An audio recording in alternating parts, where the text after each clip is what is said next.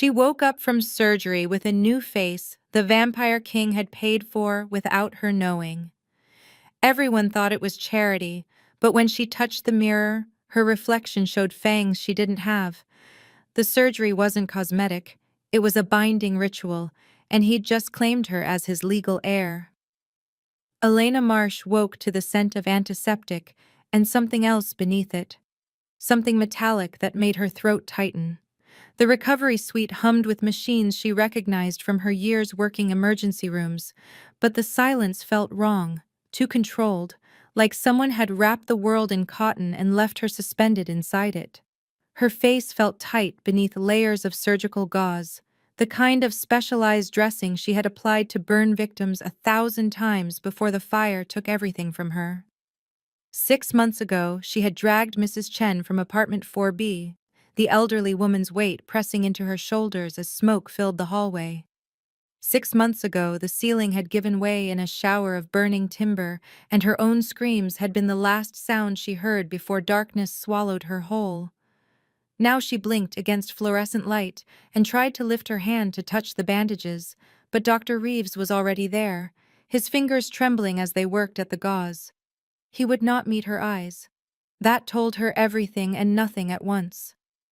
The nurse hovering near the monitors kept glancing at the door as if she expected someone to burst through it at any moment. Elena had seen that look before on residents during their first code blue, that mixture of fear and fascination that meant something had gone terribly or wonderfully wrong. The gauze unwound slowly, each layer revealing more of what she could not yet see. And when Dr. Reeves finally stepped back and turned her chair toward the mirror mounted on the wall, Elena stopped breathing. The face staring back at her was perfect.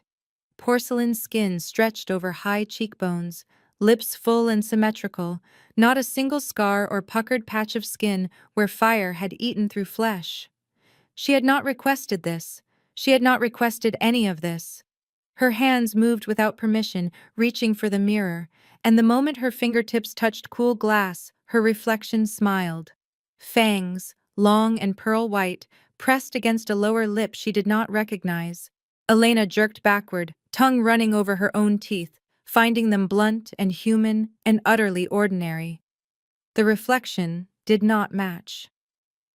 The nurse dropped her clipboard, and the clatter shattered the silence like breaking bone. Dr. Reeves stammered something about an anonymous benefactor, full payment received, experimental procedure approved by the hospital ethics board, though his voice suggested he did not believe his own words. Elena stared at her reflection and watched the fanged version of herself tilt its head in curiosity. She pressed her tongue against her real teeth again, confirming their dull human edges. Then looked back at the glass, where the vampire smiled with her new face. On the bedside table, she found discharge papers already prepared, the signature at the bottom written in ink so dark it looked almost black. Benefactor listed as Cassius Thorn, primary residence noted as the Eclipse Court, an address she did not recognize in a part of the city she had never visited. Below his signature, someone had written a single line in crimson ink that seemed to shimmer slightly under the lights. Present yourself at Eclipse Court within 3 nights of consciousness, or forfeit the gift. The words made her skin prickle. She asked Dr. Reeves what this meant, and he backed toward the door, still avoiding her gaze, muttering about legal departments and consent forms and how everything had been properly documented. The nurse followed him out, and Elena was left alone with her perfect new face and the reflection that showed her what she was becoming. Her studio apartment smelled like smoke even though 6 months had passed since the fire.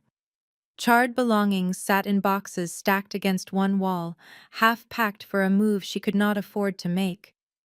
Elena dropped her hospital bag by the door and moved to the bathroom mirror, needing to confirm what she had seen was real. The face staring back at her was still flawless, still wrong, and when she leaned close the reflection bared fangs she could not feel in her own mouth. She touched her lips, watching the mirror image do the same, the disconnect making her stomach turn. A knock startled her back to the present. Maya pushed through the door without waiting for an answer, carrying 2 coffees from the shop downstairs, and already talking about her shift at the bookstore. Then she stopped. Her mouth opened, but no sound came out. She stared at Elena's face the way people stare at car accidents, unable to look away even though they know they should.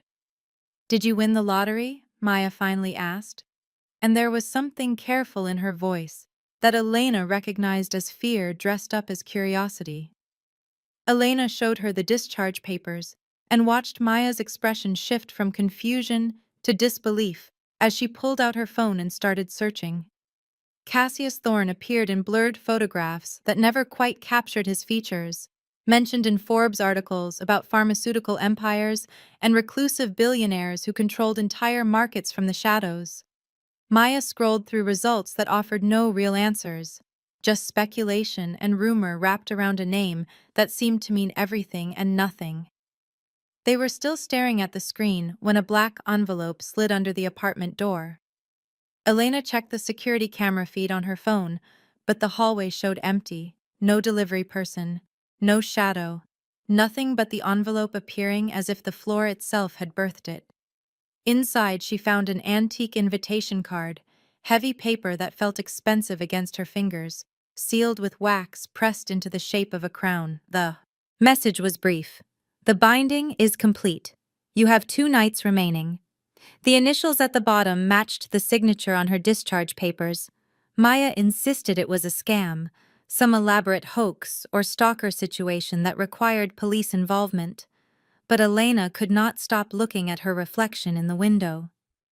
The vampire version stared back with knowing eyes. She moved to the kitchen and checked her reflection in the microwave door. Fangs. She pulled out a spoon and saw the same impossible image staring up from the curved metal.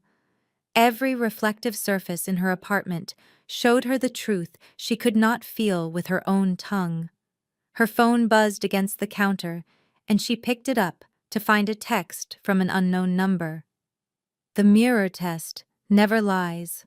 Come willingly, or my guards will collect you. You are legally mine now." Maya read the message over her shoulder and suggested throwing the phone away, changing apartments, maybe leaving the city entirely. But Elena felt the ache starting in her gums where phantom fangs were trying to push through.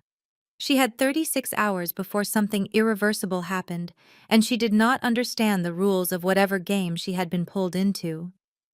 The legal aid clinic occupied a narrow building, wedged between a dry cleaner and a Vietnamese restaurant, the kind of place that survived on government grants and the dedication of attorneys too stubborn or too broken to work anywhere else. James Rivers looked like both when Elena walked into his cramped office. He had the eyes of someone who had seen too much and believed too little. But when she placed the discharge papers on his desk, his face went white. He stared at Cassius Thorn's signature for a long moment before standing and locking his office door. From a drawer secured with an old-fashioned key, he pulled out a leather-bound book that looked like it belonged in a museum, its cover embossed with symbols Elena did not recognize. "Codex of Binding Law," he said, handling it with the reverence usually reserved for religious texts. "Vampire Legal Code, recognized in 12 countries under the Supernatural Treaty of 1847. He opened it to a marked page and began reading in a voice that grew steadier as he moved through the archaic language. "Surgical transformation performed by a vampire physician plus payment accepted, even unknowingly, created a binding contract under the old laws." Elena started to argue that she had not accepted anything, but James held up one hand. The hospital received payment. The procedure was completed. By law, that constitutes acceptance. He explained that heir claim meant Cassius had invoked an ancient adoption ritual, making Elena legally his daughter under vampire law with all the rights and obligations that entailed. She asked what happened if she refused, and James's expression told her the answer before he spoke. Forfeiting the gift did not mean losing the face. The gift was her human mortality. If she did not present herself to the vampire king within the specified time frame, she would begin transforming into a full vampire without guidance or control, driven mad by hunger and instinct until someone put her down like a rabid dog. Only the vampire king who initiated a binding could reverse it. Elena felt the ache in her gums intensify and pressed her tongue against her teeth, still finding them blunt and human for now. James leaned back in his chair and told her what she had already started to suspect. Cassius Thorn was not just any vampire. He was the vampire king, 9 centuries old, controlling the Eclipse Court and every vampire territory on the eastern seaboard. He had not named an heir in 400 years. Whatever he wanted from Elena, charity was not part of the equation. She asked why her and James pulled out a newspaper clipping from the same drawer that had held the codex. Local nurse saves 5 in apartment fire, suffers critical burns. The article was 6 months old, the photo showing her face before the flames had rewritten it. Someone had marked the article with a wax seal identical to the one on the black envelope. James met her eyes, and his expression carried the weight of experience, dealing with forces that operated beyond human law. "You have 36 hours, he said. "After that, the choice gets made for you." Elena left his office with the discharge papers clutched in one hand and the knowledge that she was already losing. The ache in her gums had spread to her jaw, and when she checked her reflection in a car window on the street, her vampire self smiled back with fangs that seemed longer than before, sharper, more eager to break through the skin and claim what had been promised. She had saved 5 lives in that fire and lost everything she thought defined her. Now, someone had decided that sacrifice made her valuable enough to steal, and she had less than 2 days to understand why. Before the transformation completed itself and erased whatever remained of the woman who had dragged Mrs. Chen from a burning building while her own flesh melted away. And now's the time to stop and subscribe to our channel. If you enjoyed this video, don't forget to like it and drop a comment telling us where you're watching from. It's always amazing to see how far these tales travel across the world. Now let's continue. The iron gates of Eclipse Court rose from the forest like something pulled from a fever dream, their bars twisted into patterns that suggested crown and thorns in equal measure. Elena stood before them as night settled over the estate, her borrowed car idling behind her because she had not trusted herself to take a cab this far into territory she did not understand. The gates opened without her touching them, swinging inward on hinges that made no sound, and 2 figures emerged from the darkness beyond. They wore formal black suits tailored with precision that spoke of wealth older than countries, and Elena knew they were vampires before they came close enough for her to confirm they did not breathe. The woman introduced herself as Sienna, voice like cut glass, while the man called himself Marcus and gestured for Elena to follow. She left her car running for a moment, some part of her brain insisting she could still turn back. But the ache in her gums had intensified throughout the day, and she tasted blood now when she swallowed. The choice had been made the moment Cassius Thorn paid for surgery she had not requested. She killed the engine and followed the guards through gates that closed behind her with the finality of a coffin lid. The converted monastery sprawled across manicured grounds, its stone walls ancient and patient, windows glowing with light that seemed too warm to be electric. Marcus and Sienna led her through corridors where silence pressed against her ears like water pressure, and she noticed how the staff they passed averted their eyes, as if looking at her directly might turn them to salt. There were no mirrors on the walls. She checked every surface they passed, searching for her reflection, finding only blank spaces where vanity and decoration should have been. The guards walked without speaking, their footsteps making no sound on floors polished to a sheen that reflected nothing, and Elena felt the weight of the building settling over her like a physical thing. They reached doors carved with scenes she did not have time to examine before Marcus pushed them open, and the grand hall stretched before her in all its impossible vastness.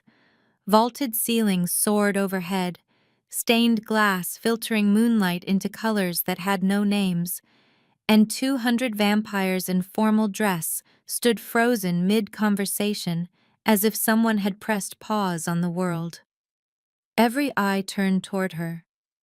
Every face held the same ageless quality, beauty preserved beyond human limits, and Elena understood for the first time that she was walking into a court that had existed longer than her country. At the far end of the hall, elevated on a dais of black marble, Cassius Thorn sat on a throne that looked like it had been carved from a single piece of obsidian. He was tall, even seated, dark hair pulled back from a face that could have been 30 or 3,000, silver eyes that caught the light and held it. Ancient authority radiated from his stillness the way heat radiates from coals, and when he spoke, his voice carried across the silent hall without strain. "Elena Marsh, you came." She had expected something different, though she could not have said what. Some part of her had imagined a monster, fangs and cruelty, but Cassius looked at her with the same clinical interest she had once used to assess patients in the emergency room. Protocol demanded she approach the throne, Marcus whispered near her ear, and she was expected to kneel and accept formal adoption before witnesses. Elena felt 7 different foster homes rise up in her memory, 7 different families who had taken her in and found her, wanting, aging out of the system at 18 without anyone who claimed her as their own. She had never had a real father. Now a vampire king 9 centuries old was offering her a place in a world she did not understand for reasons she could not fathom. She walked forward and the crowd parted, their formal dress rustling like wings, and when she glanced down at the polished marble floor, her reflection stared back with full vampire features. Fangs pressed against lips that looked like hers but were not. Silver eyes replacing the brown she had been born with, skin pale as moonlight. The transformation was progressing whether her body acknowledged it or not. She reached the dais and Cassius descended, moving with a grace that suggested he had forgotten what it meant to be awkward or uncertain. He circled her slowly, examining his work the way a sculptor might examine a statue, and when he spoke again, it was for the court's benefit rather than hers. "I invoked the right of blood given freely. She saved 5 mortal lives at cost of her own flesh. Such sacrifice grants me the right to claim her." An elder vampire stepped forward from the crowd, his face sharp with objection and something that looked like fear. "Lord Greaves," Sienna had whispered earlier, one of the oldest in court, and now he raised his voice in challenge. "You have not named an heir in 4 centuries, your majesty. Why this burnt nurse? Why now?" Cassius turned toward him, and the temperature in the hall seemed to drop. "Because the law allows it. Because I choose it." The words carried weight that pressed against Elena's chest, and Lord Greaves stepped back into the crowd without further argument. Cassius produced a ceremonial blade from somewhere in his coat, the kind of ornate weapon that belonged in museums, and pricked his thumb with casual precision. A single drop of blood welled up, dark and glistening, and he extended his hand toward Elena. "Accept and become Elena Thorn, heir to Eclipse Court. Refuse and complete your transformation alone, without guidance or protection." She hesitated, and he leaned close enough that only she could hear his next words. "You have 12 hours of humanity left. After that, the hunger will drive you mad. I am offering you a controlled transition. Think of the people you could hurt." Elena thought of Maya bringing coffee to her apartment. She thought of Mrs. Chen still recovering from smoke inhalation. She thought of everyone she had ever tried to save and understood that without help, she would become the thing that required saving. She reached out and touched her tongue to the blood on his fingertip. It tasted like iron and starlight, like nothing she had ever experienced. And the moment it touched her tongue, the crowd gasped, as if she had done something unforgivable. Power moved through her veins, foreign and familiar at once, and Cassius withdrew his hand with something that might have been satisfaction crossing his ageless face. "Behold Elena Thorn, my chosen heir. She is under my protection. To harm her is to challenge me." The crowd responded with a sound like wind through trees, acknowledgement without acceptance, and Elena felt heat bloom on her wrist. She looked down to find a golden seal burning itself into her skin. the same crown symbol from the gates now marking her as property of the Vampire King's house. The pain faded quickly, but the mark remained, glowing faintly in the moonlight filtering through stained glass. And Elena understood she had just signed a contract written in blood and magic that no lawyer could break. Cassius assigned her quarters on the third floor of the East Wing, a suite of rooms decorated with the kind of luxury that came from centuries of accumulated wealth. Silk curtains framed windows overlooking gardens she could barely see in the darkness. Furniture carved from wood so old it had probably been alive when Cassius was born, and a bed large enough to sleep four comfortably. The door locked from the outside.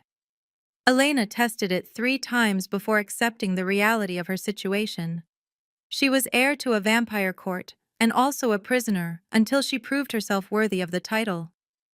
A knock interrupted her exploration, and a woman entered without waiting for permission, elegant in a way that made Elena feel like she was wearing borrowed clothes. Lady Vivian introduced herself as the court's protocol mistress, her voice carrying the precision of someone who had spent 600 years perfecting the art of etiquette.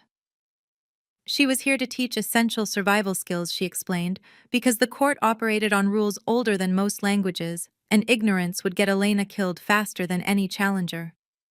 Vivian outlined the hierarchy with the patience of someone explaining basic mathematics to a child. Vampire King at the top, absolute authority, followed by the royal heir, which was now Elena, despite her incomplete transformation. Below them came elder lords like Greaves, who had survived centuries through cunning and power, then court vampires who served various functions, fledglings still learning control, and finally human servants who existed at the pleasure of those above them. Elena was now second most powerful vampire in the region, despite being hours away from full transformation, a fact that would make her both protected and targeted in equal measure. 23 challengers will try to kill you in your first month, Vivian said with a smile sharp enough to cut. It is tradition. Prove you are worthy, or die. Elena asked why Cassius had really chosen her and watched calculation move behind Vivian's eyes. No one knows.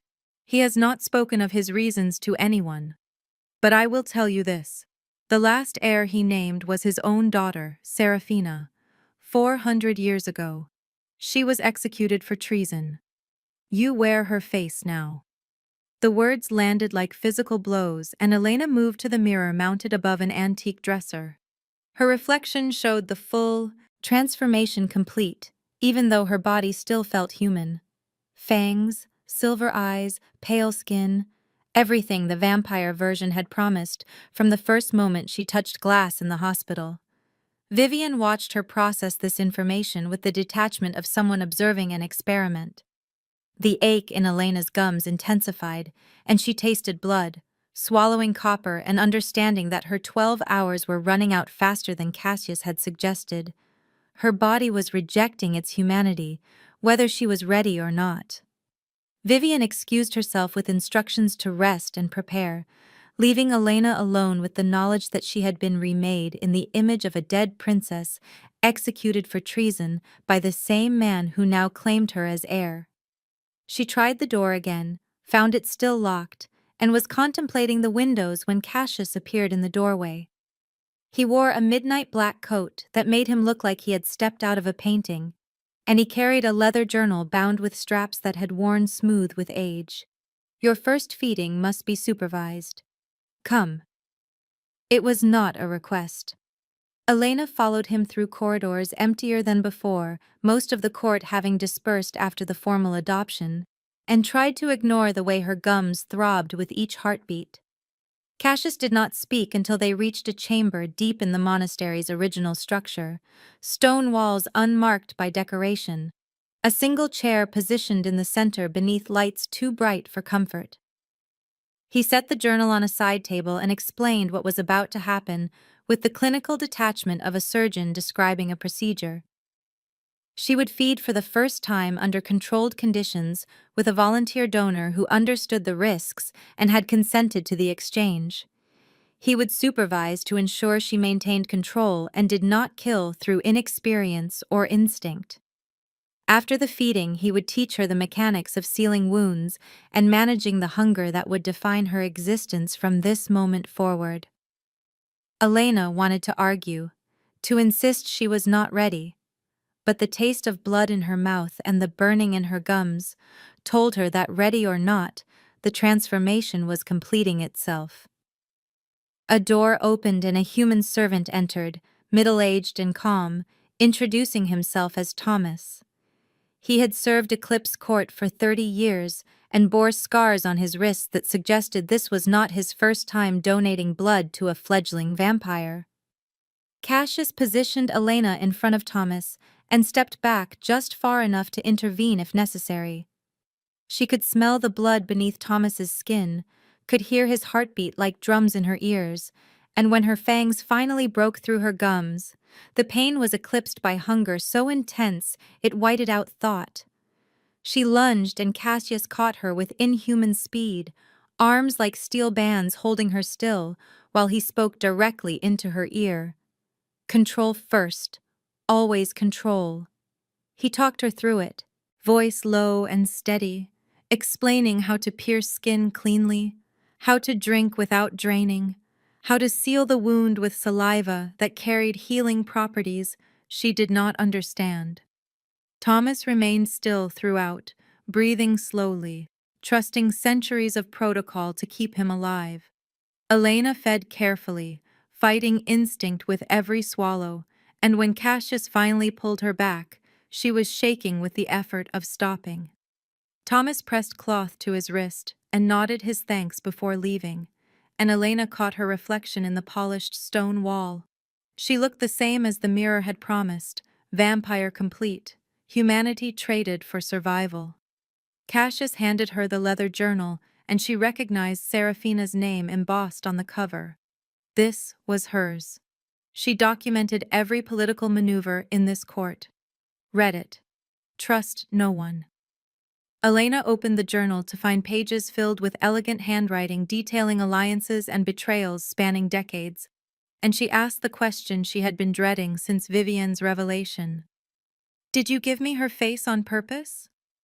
Cassius met her eyes, and for the first time she saw something that might have been grief beneath the ancient authority. Yes. The word hung between them like a blade, and Elena understood she had been pulled into a story that started 400 years before her birth, remade as a ghost to haunt a vampire king who had executed his own daughter and spent centuries regretting it. Elena spent the night reading Seraphina's journal, her new vampire nature making sleep unnecessary though her human mind still craved the escape of unconsciousness. The leather-bound pages revealed a woman brilliant and rebellious in equal measure, someone who had questioned the fundamental structures of vampire society when doing so meant death. Seraphina had advocated for vampire-human integration centuries before such ideas became whispered possibilities, documented elaborate arguments for why their kind should protect mortals rather than prey upon them. Her handwriting grew more urgent as the entries progressed, philosophy giving way to personal confession, and Elena found herself reading about William Cross. He had been a human diplomat sent to negotiate trade agreements with the Eclipse Court, someone who saw vampires as potential allies rather than monsters, and Seraphina had fallen in love with precision and totality.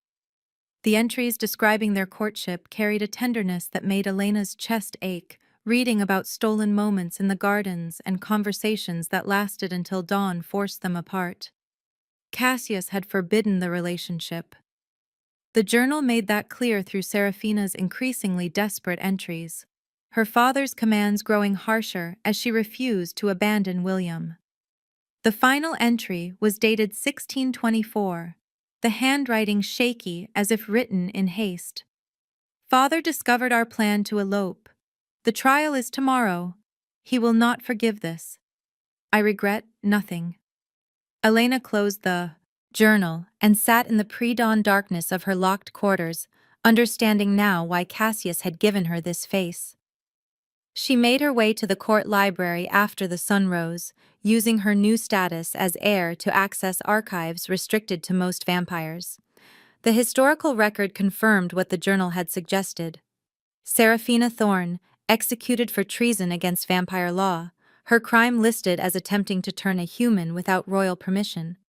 The clinical language could not hide the horror of what had happened: a father executing his own daughter for loving someone he deemed unworthy. Elena found William Cross's grave in the estate cemetery, tucked into a corner near the eastern wall where morning light would touch it first. The headstone was simple compared to the elaborate markers surrounding it, his dates of birth and death carved above a single line. Here lies William Cross, died 3 days after his beloved, cause listed as broken heart. Someone had been maintaining the grave.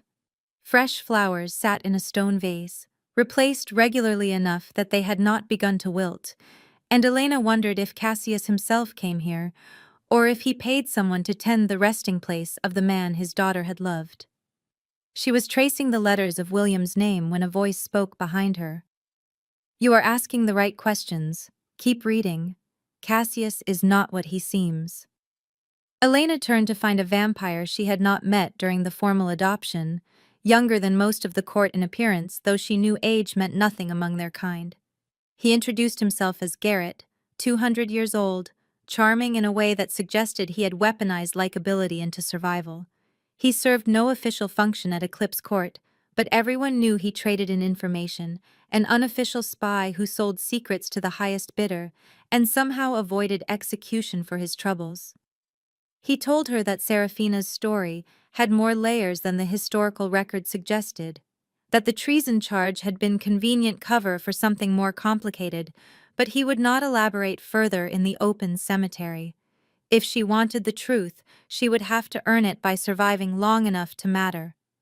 Garrett left her with William's grave and the growing certainty that she had been pulled into a 400-year-old tragedy that Cassius was trying to rewrite using her face as the manuscript. The mandatory weekly court gathering filled the grand hall with 200 vampires in formal dress, their conversations creating a sound like wind through distant trees. Elena attended as required of the heir, wearing clothes Vivian had selected from Seraphina's preserved wardrobe, and tried to ignore how every vampire in the room tracked her movements with predatory attention. Cassius sat on his obsidian throne, looking as he had during her adoption, ancient authority radiating from stillness, silver eyes surveying his court with the detachment of someone who had watched empires rise and fall. The gathering proceeded through formal business, territory disputes, and feeding rights and requests for permission to turn new fledglings, all handled with bureaucratic precision that suggested these rituals had been performed for centuries. Then Lord Marcus Draven stepped forward. He was 800 years old, according to Vivian's whispered commentary, one of the eldest vampires in the court, and he had expected to be named heir when Cassius finally chose a successor. His face held the kind of beauty that came from being frozen at the peak of human perfection, but his eyes carried the coldness of someone who had forgotten what mercy meant. He addressed Cassius with the minimum respect protocol demanded. "Your Majesty, I challenge the right of Elena Thorn to stand as your heir." The hall went silent. Vampire law allowed formal duels, and Cassius could not interfere once a challenge was issued, a fact Draven clearly understood as he outlined his terms. Trial by survival, the ancient test where the challenged party must spend one night in the catacombs beneath Eclipse Court and emerge alive by dawn. The catacombs were where rogue vampires and failed fledglings were exiled, those too dangerous or too broken to exist in civilized vampire society.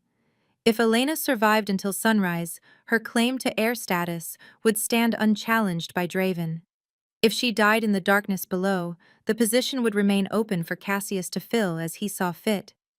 Elena watched Cassius's face remain impassive, but his hand tightened on the throne arm and wood cracked beneath his grip. He could not refuse the challenge without undermining the very laws that gave him authority, and Draven knew it. The court waited for Elena's response, and she understood refusal meant automatic forfeit. She accepted because she had no choice, her voice carrying across the silent hall with more confidence than she felt. Vivian pulled her aside after the gathering dispersed, her elegant face tight with something that might have been concern.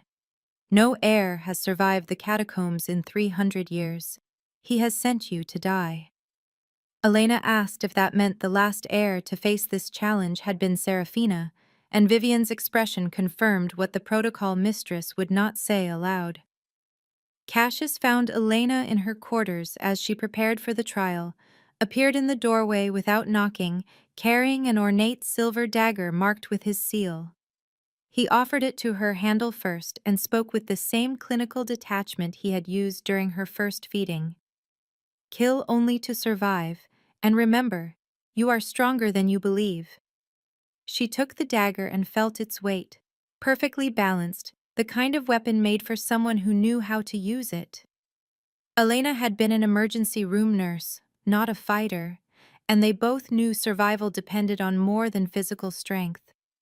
Cassius turned to leave and she asked him why he was doing this, why he had chosen her only to watch her walk into certain death. He paused in the doorway and for a moment she thought he might actually answer. Then he left without speaking, and Elena was alone with a silver dagger and the knowledge that sunset would come, whether she was ready or not. The iron door to the catacombs stood in the monastery's oldest section, buried so deep underground that even vampire senses struggled to determine how far the tunnels extended. Marcus and Sienna escorted Elena down stone steps worn smooth by centuries of feet, torches lighting the way until they reached the threshold where firelight could not follow. The door was solid iron banded with silver, inscribed with warnings in languages Elena did not recognize.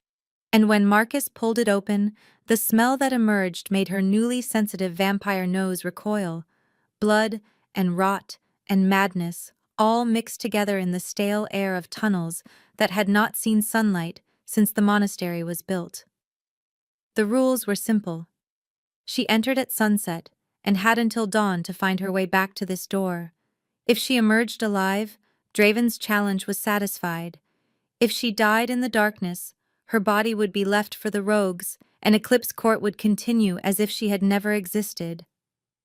Vivian stood at the top of the stairs watching with an expression Elena could not read, and somewhere above them Cassius sat on his throne surrounded by vampires waiting to hear if his latest heir would survive the night. Elena stepped through the iron door and heard it close behind her with the finality of an execution. Darkness swallowed her whole.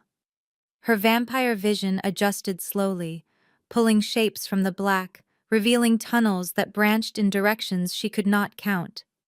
The catacombs had been designed as a maze, she realized, meant to disorient and trap anyone sent down here. She could hear breathing in the distance, ragged and irregular, and the sound of something dragging itself across stone. The rogues knew she was here. They could smell fresh blood, a newly turned vampire still carrying the scent of humanity, and they would come for her with all the desperate hunger of creatures who had been starving in the dark for decades or centuries. Elena gripped the silver dagger Cassius had given her and started walking, choosing tunnels at random because there was no map and no guide. Her emergency room training had taught her triage, how to assess which patients could be saved and which were beyond help. But nothing had prepared her for navigating a subterranean prison filled with vampires who had lost their minds to hunger and isolation. Something screamed in the depths ahead, a sound that started human and ended as pure animal rage, and Elena understood that the next 12 hours would determine if she died as Elena Marsh, the nurse, or became Elena Thorn, the heir. She moved deeper into the catacombs, and the darkness moved with her, patient and hungry, waiting to see if Cassius had chosen correctly, or if she would become just another failure exiled to the tunnels below Eclipse Court. The first rogue found her within an hour. She heard it before she saw it, nails scraping against stone, the wet sound of breathing through a throat damaged by screaming. It lunged from a side tunnel, and Elena moved on instinct, the dagger coming up to block claws aimed at her face. The rogue had been beautiful once, she could tell, frozen at an age when humans still carried the softness of youth, but starvation and madness had turned it into something skeletal and feral. It snapped at her with broken fangs, and she remembered Cassius's words during her first feeding. Control first. Always control. This creature had lost all control and become the monster that justified human fear of vampires. She fought it in the narrow tunnel, using her smaller size to avoid its wild attacks. And when she finally drove the silver dagger into its chest, the rogue collapsed with something that sounded like relief. Elena pulled the blade free and kept moving, her hands shaking, the first kill weighing on her conscience, even though she knew it had been survival rather than murder. 2 more rogues attacked before she found the hidden chamber, working together with enough coordination to suggest they had retained some fragment of their original intelligence. She incapacitated them both without killing, remembering Cassius's instruction to kill only when necessary, and left them unconscious in the tunnels behind her. The chamber opened without warning, a space carved from living rock that had somehow been kept secret from whoever mapped the catacombs. Torches burned in wall sconces, though no one should have been down here to light them, and the walls were covered in documentation. Papers and journals and ledgers, all organized with meticulous care, and Elena recognized Seraphina's handwriting on half of them. This had been her secret study, the place where she had built her case against the vampire elders who were trafficking humans illegally. Elena read through the evidence by torchlight, understanding finally why Seraphina had really been executed. She had discovered that members of Cassius's own council were running an operation that violated every treaty between vampires and humans, stealing people and selling them to the highest bidder for feeding or turning, or worse. She had been building documentation to expose them when her relationship with William was discovered, and used as convenient excuse to silence her before she could reveal what she knew. The treason charge had been cover for assassination, eliminating a threat to powerful elders who could not allow their crimes to be made public. Elena found a letter addressed to whoever came after, Seraphina's final message left for an heir she knew her father would eventually choose. The letter explained everything: the trafficking network, the elders involved, the evidence hidden in this chamber. The final line struck Elena like a physical blow. If you are reading this, it means he finally chose someone. Do not trust his grief. Trust his guilt. Make him finish what I started. Elena understood then what Cassius had done. He had given her Seraphina's face not as punishment, but as tool, remade her as a ghost to haunt the vampires who had killed his daughter, and forced him to execute her to maintain his authority. She was meant to succeed where Seraphina had died, finish the investigation and expose the corruption that had cost him everything. The trial by survival was not meant to kill her.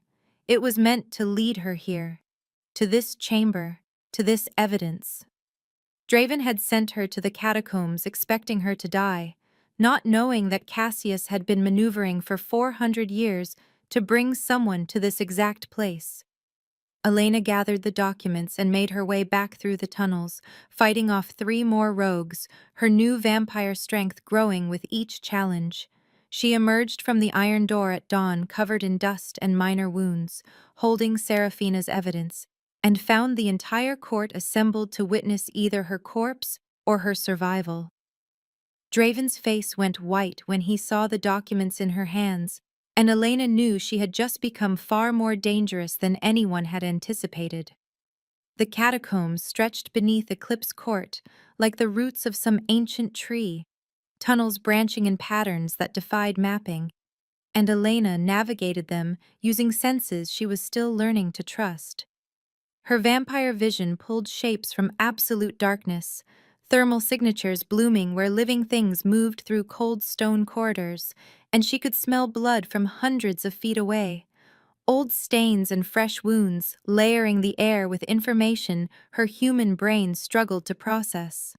The first rogue vampire found her in a junction where 5 tunnels met, its breathing ragged and wet, madness having stripped away everything except hunger and rage.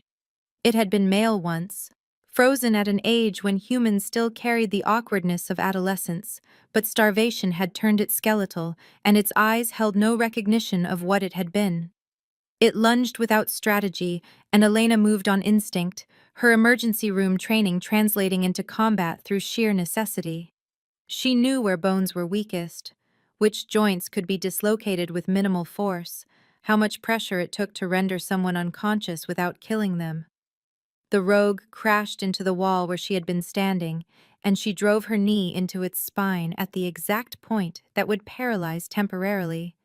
It collapsed, and she kept moving, Cassius's words echoing in her mind about killing, only to survive.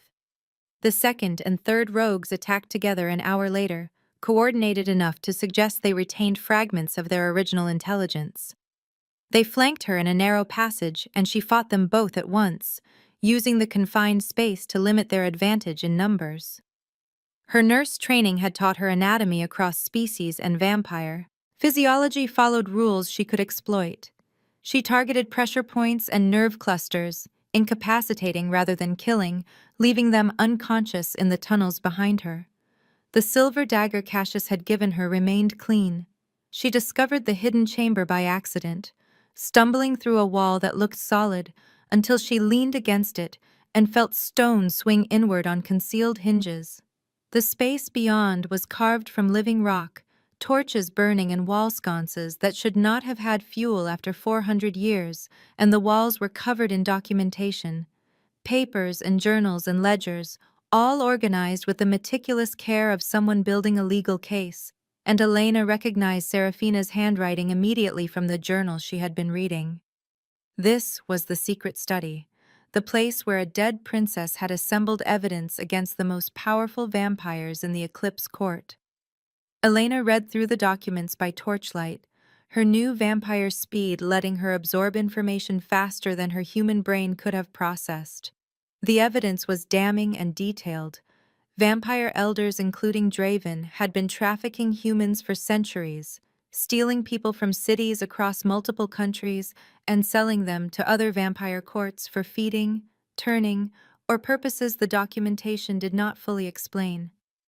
Seraphina had tracked financial records, witness testimony, physical evidence, building a case that would have destroyed half the court's leadership if it had ever been made public. The elopement with William Cross had been discovered at exactly the moment Seraphina was preparing to present her findings to Cassius, giving the corrupt elders the perfect excuse to eliminate her before she could expose them. They had used her relationship with a human as evidence of treason, convinced Cassius that his daughter had betrayed vampire law, and he had executed her without ever knowing the real reason she had to die. Elena found the letter tucked into the final ledger, addressed in Seraphina's elegant script. To my father's next heir. The pages detailed everything Elena had already discovered, confirming that Seraphina had known she would be killed before she could reveal the truth. She had hidden this evidence and trusted that eventually Cassius would choose another heir, someone who would find this chamber and finish what she had started. The final line made Elena's hands shake. If you are reading this, it means he finally chose someone. Do not trust his grief. Trust his guilt. Make him finish what I started. Elena gathered the documents, organizing them the way she had organized patient charts in the emergency room, building a narrative that could not be disputed. She made her way back through the catacombs, fighting off 3 more rogues with increasing efficiency, her vampire strength growing as she learned to trust it.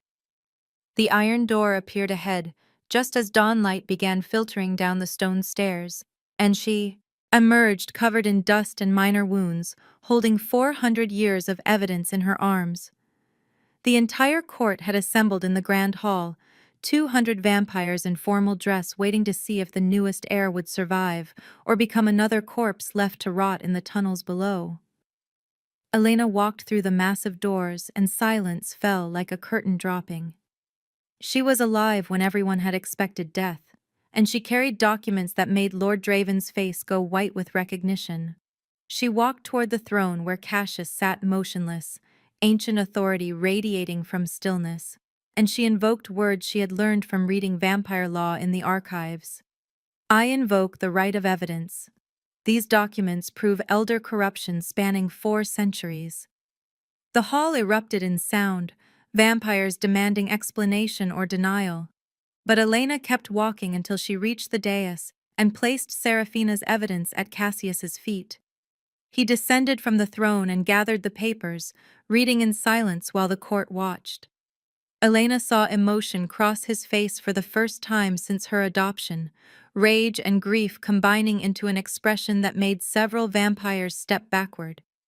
He read every page, his hands steady despite the fury building behind silver eyes, and when he finally looked up, his voice carried across the hall with the weight of 9 centuries. Seraphina died protecting these truths. I was deceived about her treason. Lord Draven, you will stand trial. Draven tried to flee and found Marcus and Sienna blocking the doors. Their loyalty to Cassius absolute even when commanded to arrest one of the court's eldest vampires. The hall descended into chaos as other elders named in the documents attempted to leave or protest. But Cassius raised one hand, and silence returned through sheer force of will. He addressed the court with words that would reshape vampire society, in ways Elena was only beginning to understand. I executed my daughter on false testimony 400 years ago. I have spent every year since discovering the truth and being unable to act without showing weakness that would undermine my authority. I gave Elena Thorn my daughter's face not as punishment, but as penance. She will succeed where Seraphina died, cleaning corruption from this court and reforming the laws that allowed such evil to flourish. The power shift was immediate and absolute. Elena was no longer just symbolic heir, a burnt nurse remade as political pawn. She was Cassius's weapon against his own corrupt council, someone outside the existing power structure with enough authority to challenge vampires who had operated above consequences for centuries. Vivienne's expression shifted from resentment to calculation, recognizing that Elena now held real power rather than empty title. Garrett watched from the crowd with something that looked like approval, and Maya, who had been allowed to attend from the gallery where human servants observed court proceedings, met Elena's eyes with a mixture of pride and terror. Cassius dismissed the court and requested Elena's presence in the throne room, a private meeting that everyone would speculate about, but none would witness. The massive doors closed behind them, and the vampire king who had ruled for 9 centuries sat heavily on his obsidian throne, as if the weight of authority had finally become too much to bear. He explained in the same clinical voice he had used to teach her feeding mechanics. After Seraphina's execution, he had discovered the truth within weeks, uncovered evidence the corrupt elders had not managed to destroy, but vampire law prevented him from admitting error publicly. A king who executed his daughter and then admitted he was wrong would appear weak, vulnerable to challenge, and the Eclipse Court would descend into civil war as ambitious vampires fought for his throne. He had spent 400 years maneuvering within the constraints of vampire law, creating legal openings for reform while maintaining the authority necessary to implement them. He needed an heir outside the existing power structure, someone with no ties to the corrupt elders and no debts to the vampires who had profited from trafficking. When he saw the news of Elena's heroism, dragging 5 people from a burning building at the cost of her own flesh, he recognized the same selfless courage that had driven Seraphina to fight corruption, even knowing it would cost her life. The binding ritual had been his only legal path to bring in an outsider and grant her enough authority to challenge elders who would otherwise be untouchable. Elena listened to his explanation and felt anger building beneath the gratitude she knew she should feel for being saved from her burns. "Did you even ask if I wanted this?" Her voice came out harder than intended, but she did not soften it. Cassius met her eyes without flinching. "No. I am a king. I do not ask, but I am offering you purpose. Finish what my daughter started, dismantle the trafficking network, reform vampire law, make her death mean something beyond my grief." Elena asked what would happen if she refused and watched something flicker across Cassius's ageless face. Then I wasted 400 years, and Seraphina died for nothing. The words carried weight that pressed against Elena's chest, and she understood for the first time that she held power in this relationship. Cassius needed her to succeed, needed her to complete the mission that had cost him his daughter, and that need gave her leverage a newly turned vampire should never have against a king 9 centuries old. She saw his hands trembling where they gripped the throne arms, the first sign of vulnerability she had witnessed, and she made her decision. She would help him dismantle the corruption that had killed Seraphina, but she would do it on her own terms. "I will finish what she started," Elena said, watching relief flash across Cassius's face. "But I do this my way. No more secrets. You want reform? It starts with you trusting someone again." Cassius stood and descended from the throne, moving with the inhuman grace that came from centuries of practice, and extended his hand. Elena shook it, and felt power move between them, an alliance sealed not through magic or blood, but through mutual understanding. He needed her courage and outsider perspective. She needed his authority and resources. Together, they would tear down a system that had operated in shadows for 4 centuries and rebuild something better from the wreckage.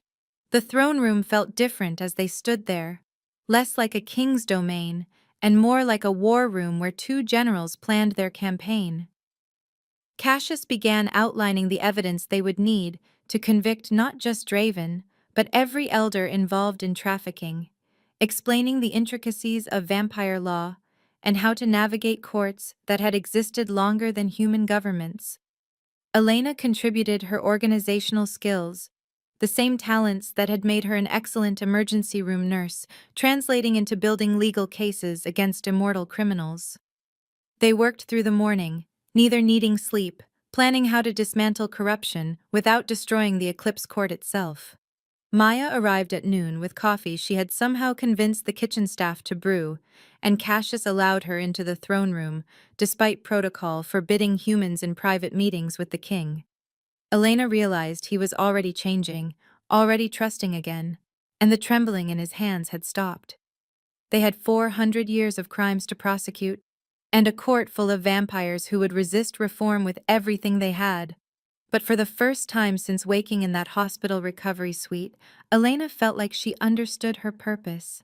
She had not chosen this face or this transformation, but she could choose what she did with the power that had been forced upon her. She would finish what Seraphina started, clean the corruption from Eclipse Court, and maybe, just maybe, help a vampire king learn to forgive himself for executing his daughter based on lies he had been too isolated to question. Elena and Garrett worked through Seraphina's evidence for 3 weeks, spreading documents across the library's longest table, building formal charges against 12 corrupt elders whose crimes spanned 4 centuries.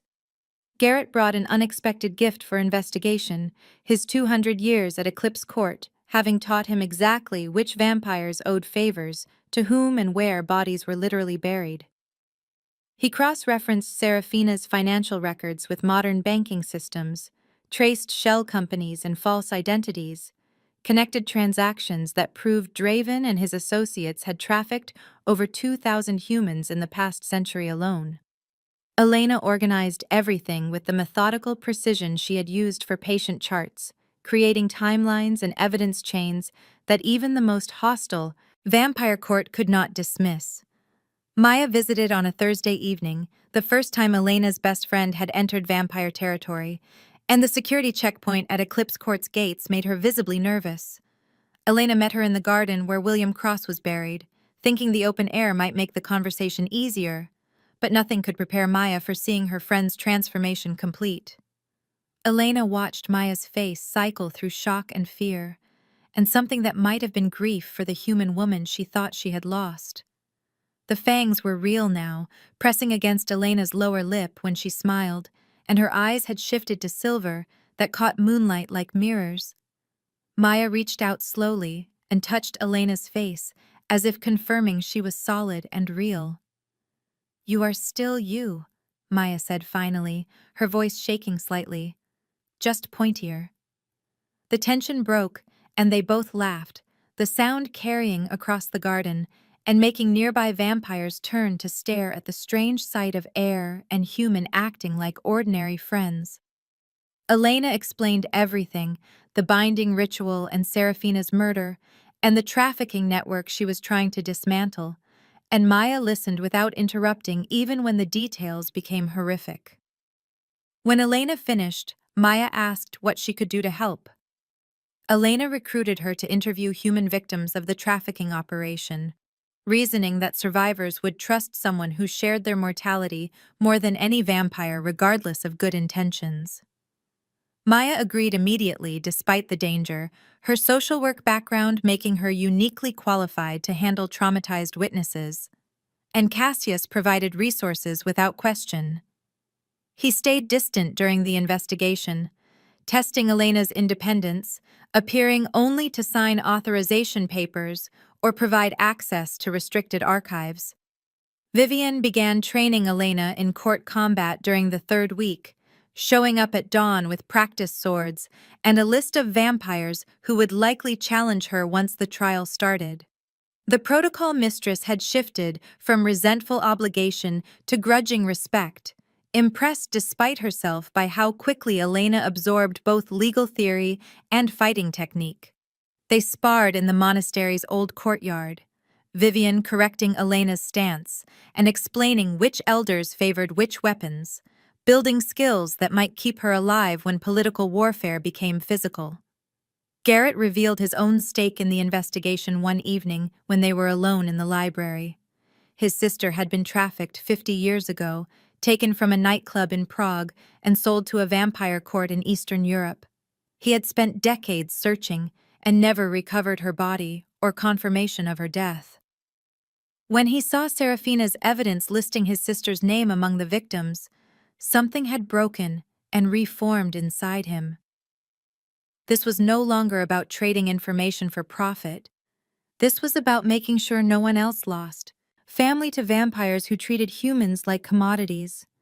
The corrupt elders formed a coalition within days of Draven's arrest, recognizing that Elena's investigation threatened not just 12 vampires, but an entire system that had operated above consequences for centuries. They were led by Lady Morgantha, who at 1,000 years old was the eldest vampire in Eclipse Court, and possessed cunning that came from surviving 10 human empires. She invoked ancient law that even Cassius could not override without appearing tyrannical. Trial by council vote would require Elena to defend her accusations before the full assembly, presenting evidence and arguing her case while the corrupt elders mounted their defense.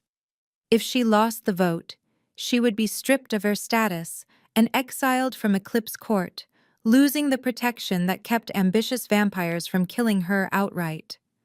Morgantha visited Elena's quarters on a Monday evening, bypassing security with the ease of someone who had helped design the wards protecting Eclipse Court. She entered without knocking, elegant in a way that made Vivian look young, carrying herself with the absolute confidence of a predator who had never known defeat. Her offer was delivered with poisoned honey sweetness. Drop the charges and Elena would be made wealthy beyond imagination, given power and territory, rendered untouchable by the same elders she was trying to prosecute. Continue, and everyone Elena loved would be destroyed. Morgantha spread photographs across the table, surveillance images of Maya leaving her apartment, Mrs. Chen in her new nursing home, former hospital colleagues going about their ordinary lives. The message was clear. Heroism is a fatal flaw in our world, child, Morgantha said, with a smile sharp enough to cut. Your human friends are so fragile. It would be tragic if something happened to them. Elena refused and watched calculation move behind Morgantha's ancient eyes, 1,000 years of reading weakness in others finding nothing useful in Elena's expression. The elder vampire left without threats or promises, simply stating that Elena had made her choice and would live with the consequences. That night, someone bypassed Eclipse Court's wards and left a dead bird in Elena's bed, its neck broken, wings spread in the traditional warning symbol that preceded assassination attempts. Cassius assigned permanent guards and ordered a full security review. But Elena realized the corruption ran so deep she could not trust anyone except Garrett and Maya. The court had been compromised at levels that would take years to root out, and the trial was scheduled for the following week. The Grand Assembly convened on a cold November evening, 200 vampires filling the hall in formal dress, the atmosphere charged with anticipation that felt like static before lightning. The setting was tribunal rather than court gathering, with Elena and her evidence arranged on one side, and the 12 accused elder, defended by Morgantha, on the other. Cassius sat on his throne as presiding judge, required by law to remain neutral, even though everyone knew where his sympathies lay. Elena presented her case with the same clarity she had used to brief doctors during emergency room traumas, walking the assembly through financial records and witness testimony and physical evidence that could not be disputed. Maya had helped her prepare video testimony from human victims, survivors who were too afraid to enter vampire territory but willing to speak on camera about being kidnapped, sold, used as feeding stock, or worse. The recordings played on screens Garrett had installed, and Elena watched vampires shift uncomfortably as humans described their captivity in clinical detail. Morgantha's defense was elegant and horrifying in equal measure. "These are human laws," she argued, her voice carrying across the silent hall. "We are vampires. We are not bound by their morality." She framed the trafficking operation as simply how their kind had operated for millennia, taking what they needed from a species that existed lower on the food chain. The debate shifted from legal to philosophical, becoming an argument about what vampire law owed to humans and whether their kind had any obligation beyond not driving their food source to extinction. Elena felt the vote slipping away as Morgantha spoke, vampires nodding in agreement, centuries of predatory instinct resonating with the idea that they were superior and therefore exempt from human morality. She stood and delivered her turning point argument, channeling every patient she had ever saved and every person she had failed to help. "Cassius spared my life when I was human. He saw value in my humanity, enough value to invoke ancient ritual and make me his heir. If we treat humans as prey, we become the monsters they fear. We become the reason they hunt us, the justification for every vampire hunter and angry mob." Seraphina understood this 400 years ago. She knew that predator and prey is a false dichotomy, that we could choose partnership over dominance. "That is why you killed her." Morgantha's mask slipped for the first time, rage flashing across her ancient face. Seraphina was weak. She would have ended our way of life, reduced us to pets begging for permission to feed. Cassius rose from his throne and spoke for the first time during the trial, his voice carrying weight that made the air feel heavy. "My daughter was stronger than any of you. She had the courage to question what we had always done, simply because it had always been done. And she was right." The vote was called, and tension filled the hall like smoke.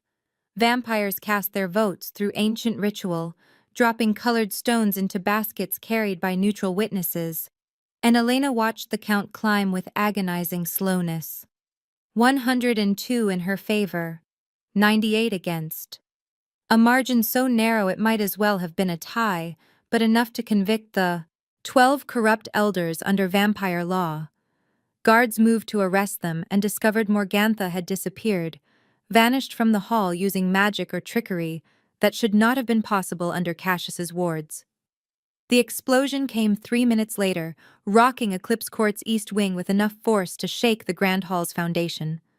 Fire bloomed against the night sky, and vampires rushed toward the damage, some to fight the flames, and others to escape what they assumed was the first strike in civil war.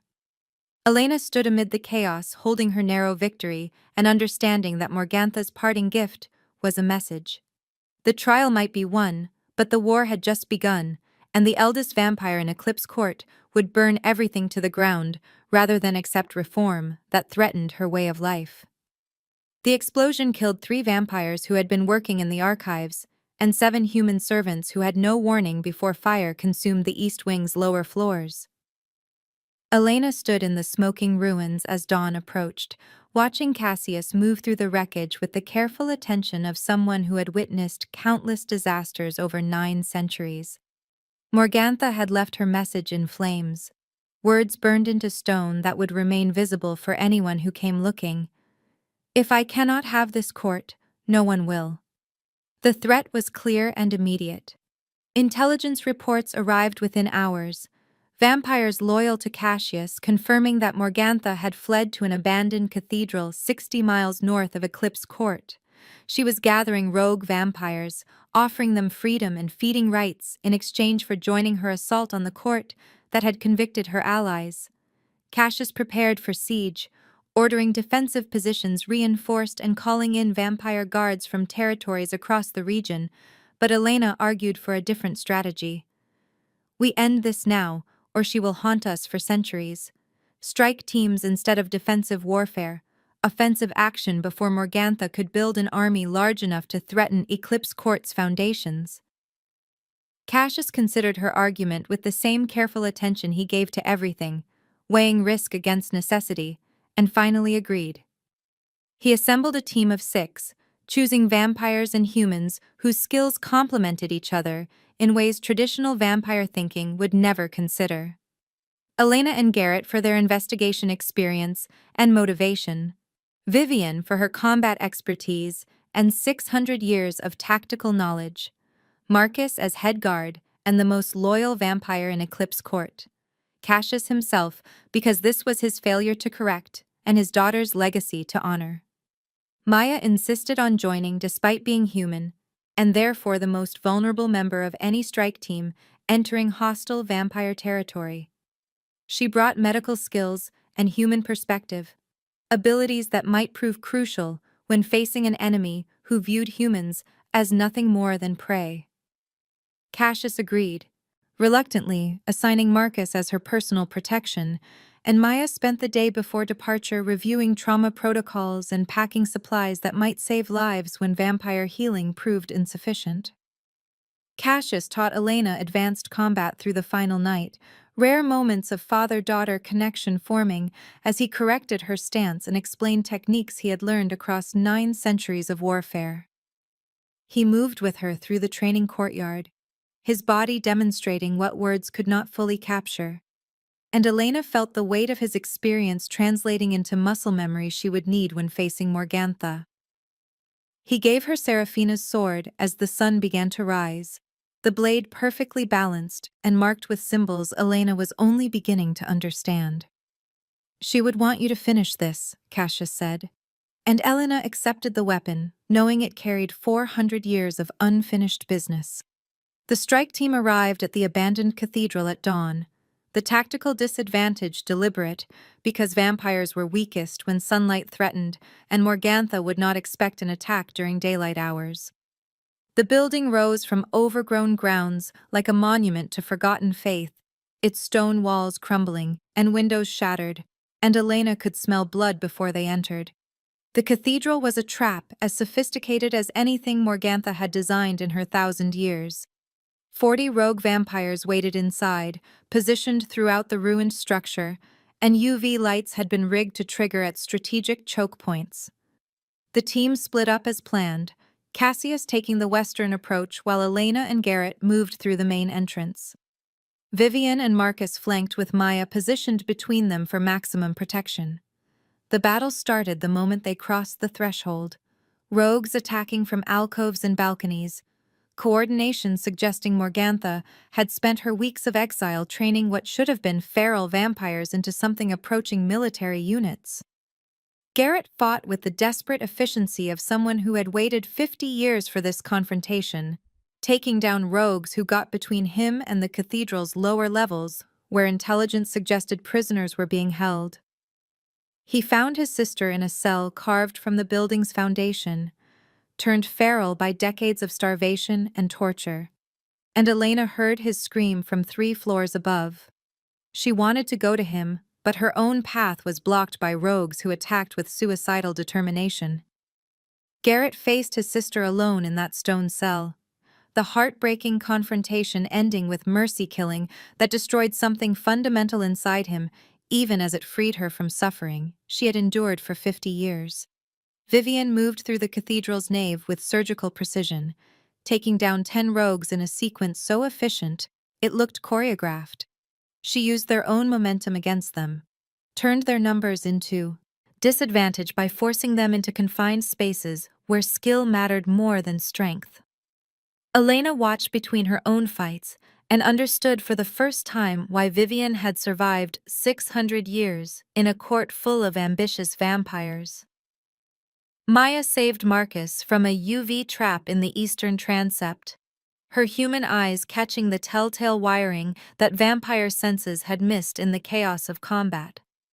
She pushed him aside and took the light burst herself, her scream of pain making every vampire in the cathedral turn toward the sound. Marcus carried her to safety while Vivian provided cover, and Elena felt pride mixing with terror at her best friend's courage.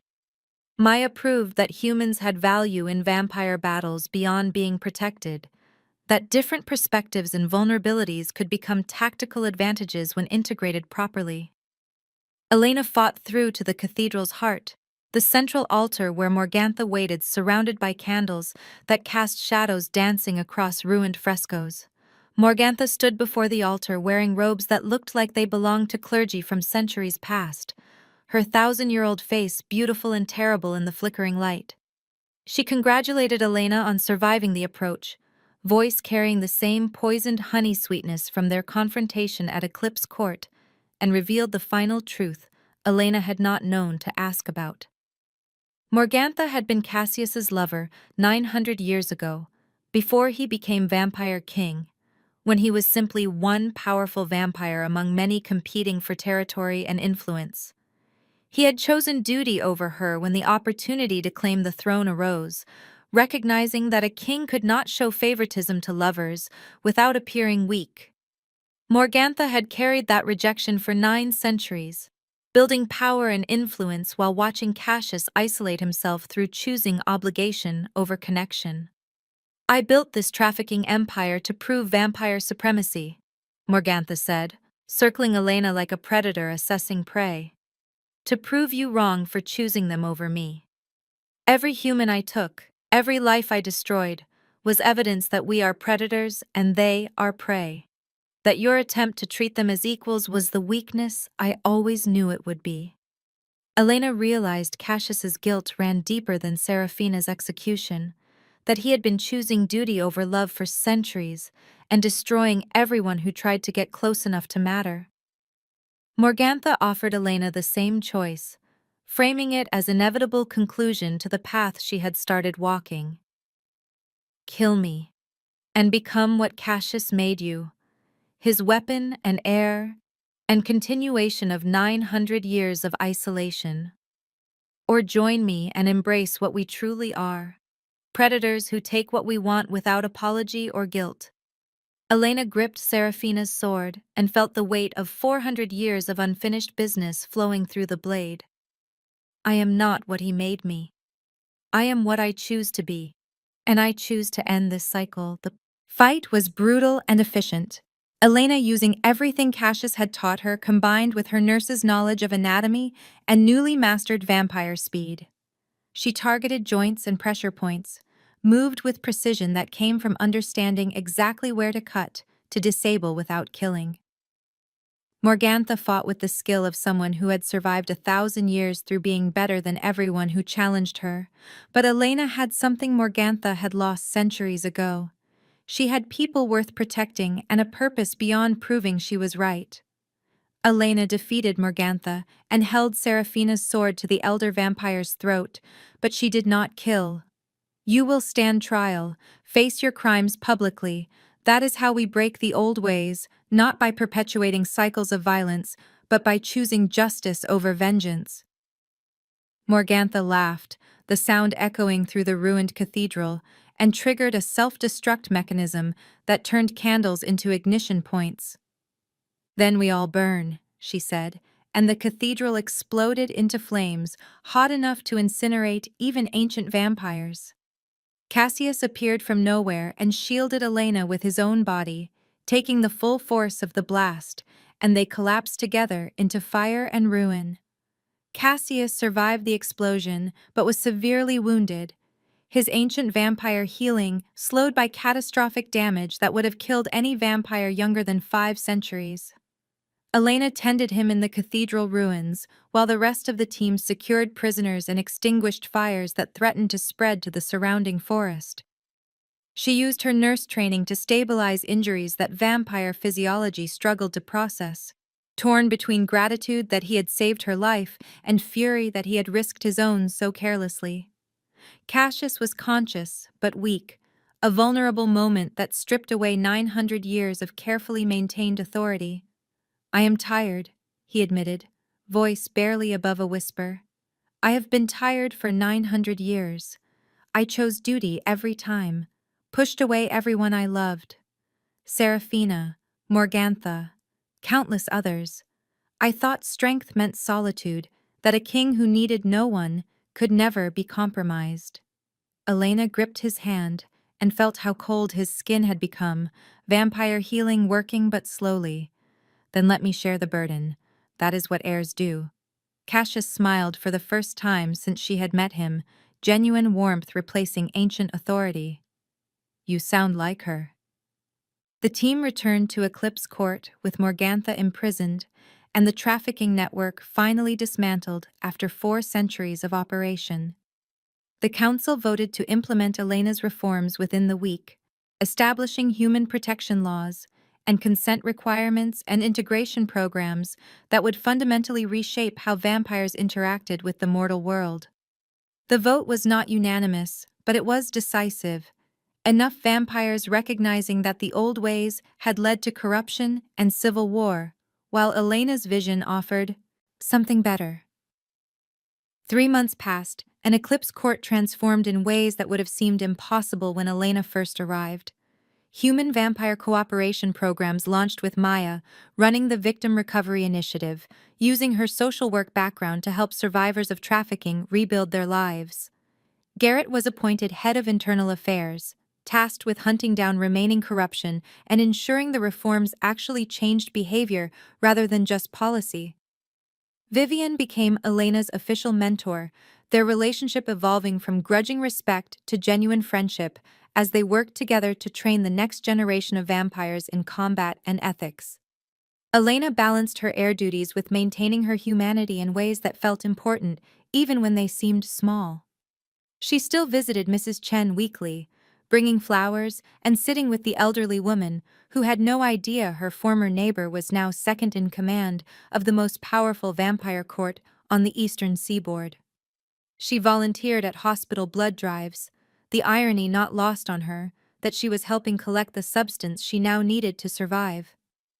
Cassius began stepping back from daily court operations, letting Elena make decisions and learning to trust again after 900 years of isolation. He showed her the private memorial garden he had built for Seraphina, admitting it was the first time he had visited in 400 years because grief had been too overwhelming to face. They planted new flowers together, hybrid roses that could bloom in shade, and Cassius said something that felt like closure. "Thank you for giving me a reason to return here." Elena stood before the mirror in her quarters and saw her reflection, showing who she truly was, rather than who others had tried to make her. She was no longer the burnt nurse whose scars had defined her, not quite Seraphina, despite wearing her face, not fully the vampire king's weapon, though she carried that authority. She was Elena Thorn, a hybrid of human compassion and vampire strength, someone who had been transformed against her will but chose what she became afterward. Cassius knocked and entered carrying a formal letter, abdication papers prepared with the same meticulous care he brought to everything. He clarified immediately that he was not abdicating yet, that he might rule for another 50 years or 500 before stepping aside. But when that day came, Elena would be ready.